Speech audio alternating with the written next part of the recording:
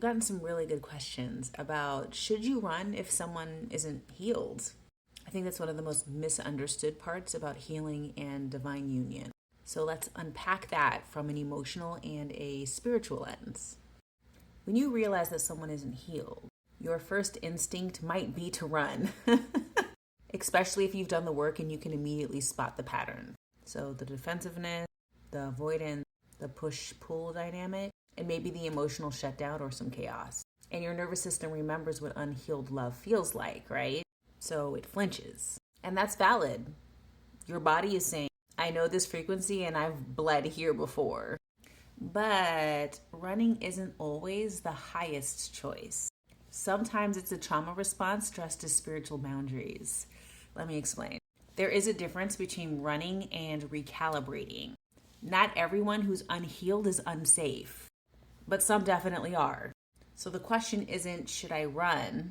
It's, is this person capable and willing of growth? And you have to ask yourself, are they aware of their patterns or do they defend them? Do they take accountability or are they deflecting blame? When conflict arises, do they move toward control or compromise? If someone is unhealed but self-aware, there's potential. If they're unhealed and unaware, then you serve as a mirror to them. And they're going to resent you for reflecting what they aren't ready to see, right? So there's a divine approach to this.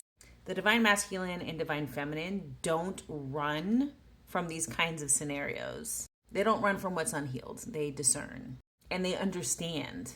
Not every soul that you meet is meant to be your partner. Some are initiations, like teachers in disguise. Sometimes your lesson is to learn to walk away with grace. Sometimes your lesson is to hold steady and maybe stay grounded in your truth while someone else spirals out of control.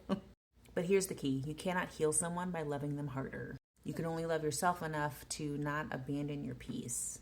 So when to stay versus when to go. You should stay if these three things. There's awareness, accountability, and active healing. Okay? Those are good things.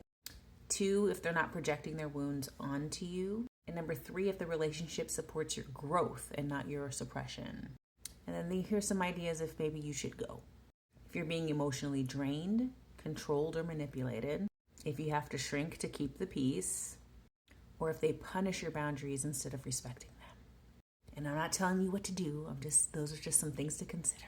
And leaving isn't rejection, it's just redirection. You wouldn't be running from their wounds, you're protecting your frequency.